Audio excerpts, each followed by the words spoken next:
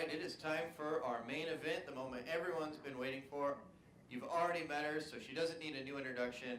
I'm so excited to hear her speak, giving her sermon, if it were her last sermon she could ever give. Once again, Lanette Plambeck.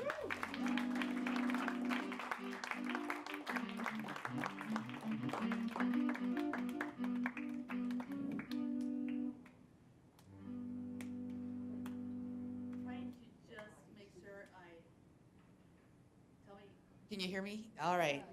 So this is just such an awesome format. So thank you, first of all, for hanging out with me tonight. I very much appreciate it.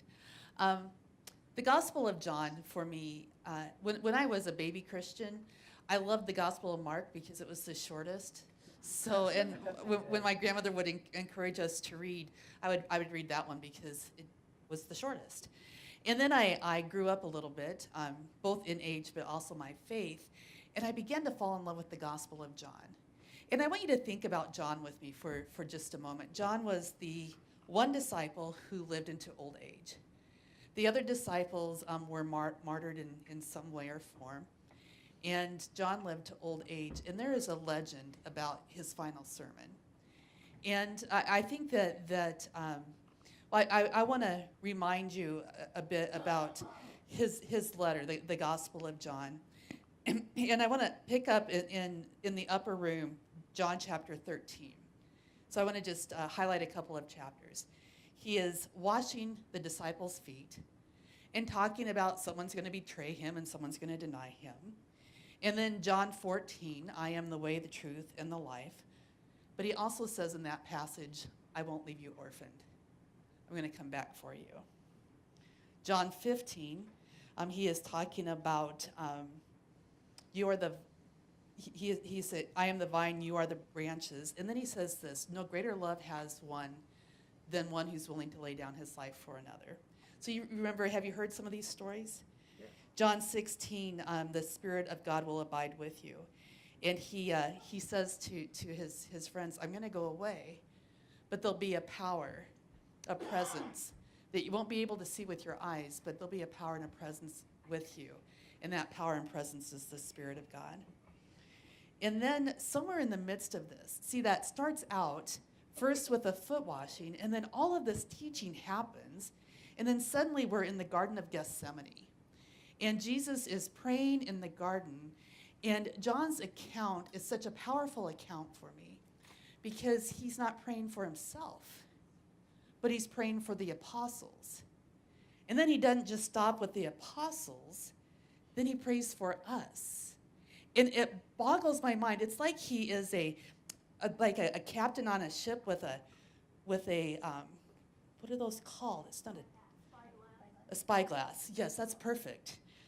A spyglass. And he is, you know, like how they could look and see the horizon? It's just like a telescope, right? Thanks, Jack. So y'all just do this with me, how you can zone in, right? And so in that moment, it's like Jesus is holding something up and he's able to see beyond to something else. And that something else that he's seeing is you and me. And he's praying for believers yet to come. And in this part of the story of John, he says, God, I pray for unity. I pray for unity that they might love one another so the world will see through them me, right? So they will be a witness to the world, and part of the way that we are a witness is through unity.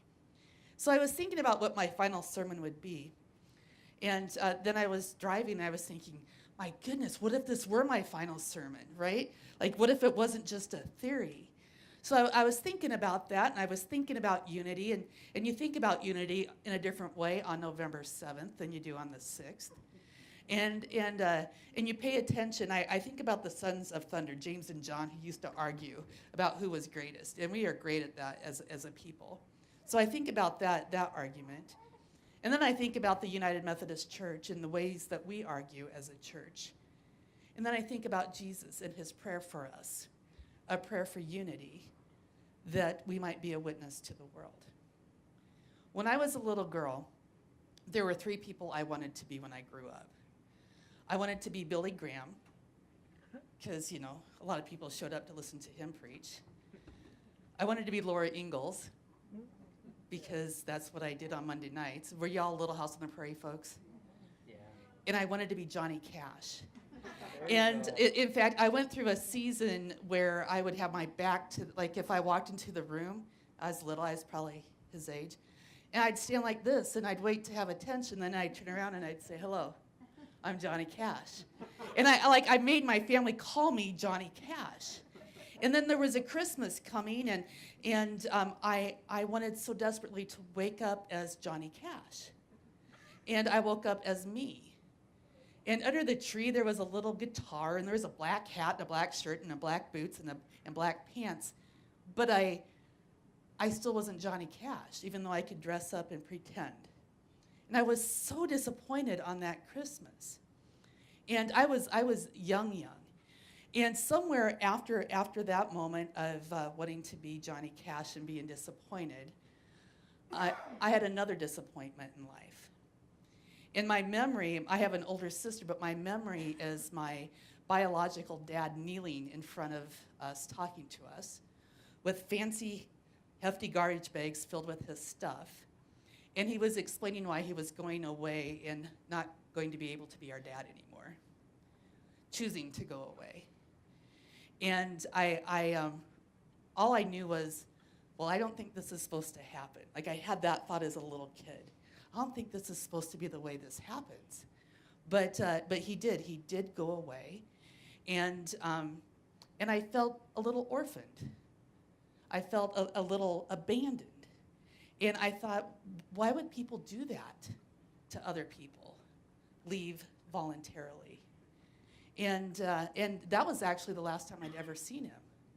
So it wasn't like he was just moving down the block or out of town, like he was gone. And I began to pray. And I prayed day after day after day, the same kind of prayer I prayed when I wanted to be Johnny Cash, right? But I kept praying for a dad, and I realized even as a little kid that sometimes God seems pretty darn quiet. And there was no answer, no answer, no answer.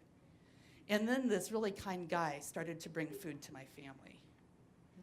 And then he brought a TV. And then at Christmas time, he actually brought us presents. And he was just a good guy. Pretty soon, that good guy started dating my mom. And then they got married. And then he let us know that he was going to adopt us. And I was thinking about the number of years I had been praying a prayer for a dad. That someone would show up and actually want the job of being our dad. And the very first thing he did for us is he took us to his church. And I remember, how old are you? I remember when I was 10 years old. That's how old I was when I was baptized. And we stood in front of the congregation, and the pastor, Jim Cobb, he had water in his hands, and he said something really special about the water. And he held the water up to heaven, and he talked to us about God. I don't remember the words. I know they were important. And then he held his hands out to the congregation, and he said words to the congregation. I don't remember what they were, but I do know he said, and this is your new family. And I was a kid really longing for family. And then he said to me, Lanette, Laurel, God is going to do something with you, for you, and through you. And then he baptized me. And I remember the water running down my back and just really paying attention to that. I didn't want to lose sight, if you will, of that water. And I knew something in that moment was changed. Well, a couple months later, I contracted the Asian flu, and I was so angry because I'd never been to Asia. But there was an epidemic, and so I had the Asian flu, and I was in the hospital for 6 weeks. And my dad would come in and hang out. My mom would come in and hang out. And I was so sad because all my 4-H projects and things for the county fair, I wasn't able to show them. My grandmother still took them out there, though. But I was just so sick and tired of being sick. And when you're 10, you talk to God in different ways, sort of, than you do as a grown-up. I actually kind of still talk to God the same way, but I said to God, you have two choices, God, because you can do that when you're 10. You either make me better or you come and you take me to be with you because I am tired of being sick. And I fell asleep that night, and I had a dream that that God said to me in my dream, you're going to be okay. You're going to get better because I do have a plan for you.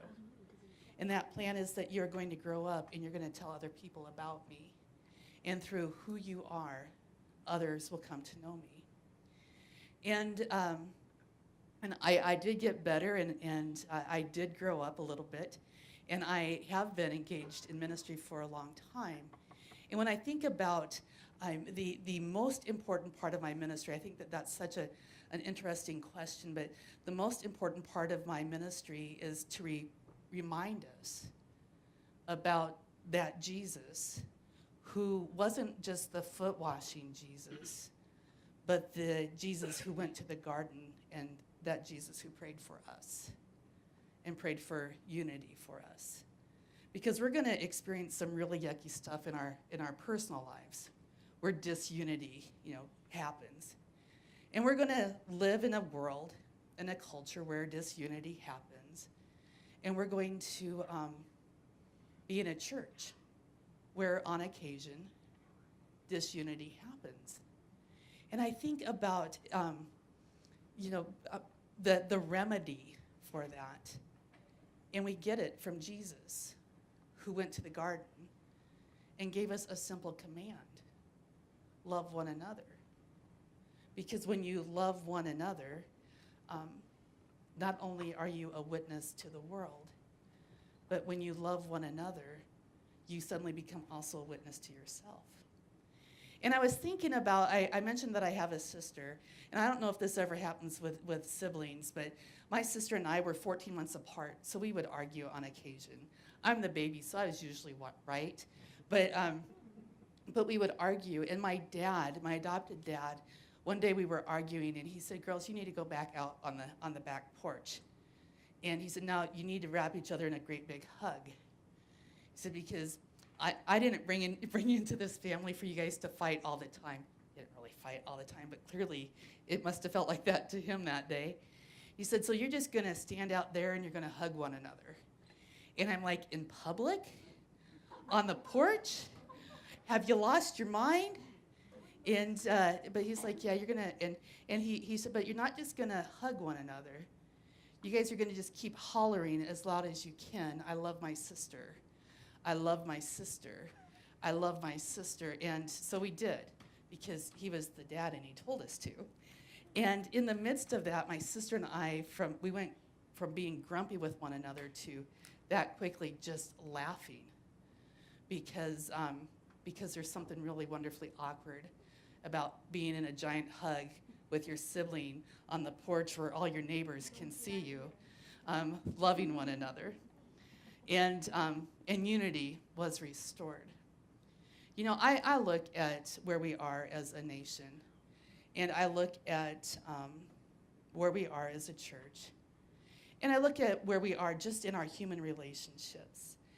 And I was thinking, gosh, if I were going to preach my final sermon, there's a lot of things I could preach on that are like personal passions, but I want to take a page out of the book of the Gospel of John. You see, in a legend, there's always some truth. And a legend of John, the author of the Gospel of John, the Apostle John, when he was an old man, he was too frail to walk around any further, so people began to carry him places. And they requested that he preach a final sermon. So he had them carry him from the chair to basically a pulpit, and he gave this final sermon: love one another. That's all he said. And then he moved so that they could carry him back down to sit down. But I figure if John, the apostle, if his final sermon was love one another, that must be a pretty important final sermon. So tonight, I'm just going to give you those words: love one another. because it is about us and our relationship with Jesus Christ, but also in the way that we love one another. We are reminded of what Jesus said in that garden, so that the world will know, who I am. So church, love one another.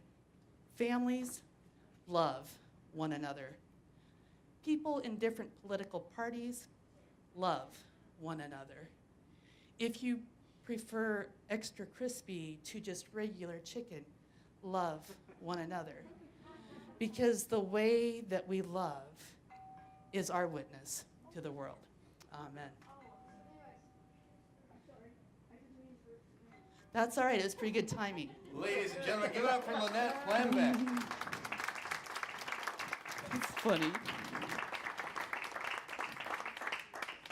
With the buzzer beater right there at the end there. That was impressive. I want to thank everybody for coming tonight. This was just one of my favorite fusions that I can remember, welcoming new members, having a baptism for the first time, hearing such a wonderful message. I feel filled. So thank you so much, Lanette. Thank you so much, Tracy and Jack and Maya. That was amazing. I'm so glad to have you on our Team Christ here at First United Methodist. And as you go forth this week, think about what Lanette talked about. And Lanette, for the record, I'm glad Jesus didn't answer your prayer and make you Johnny Cash, because I'm glad that we got a Lanette Plambeck to speak to us tonight.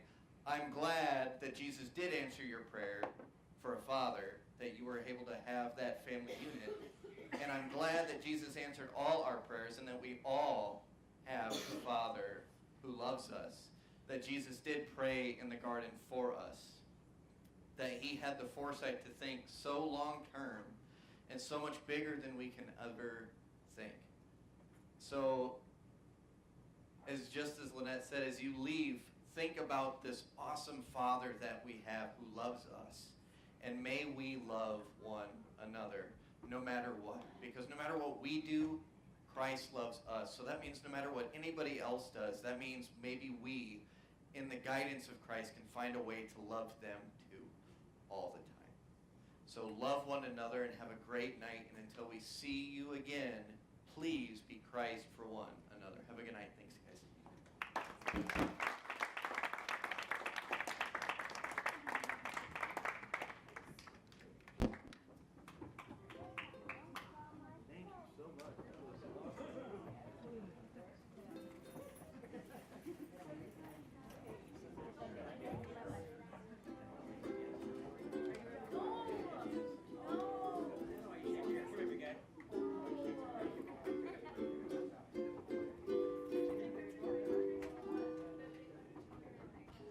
Make sure it's true when you say I love you. It's a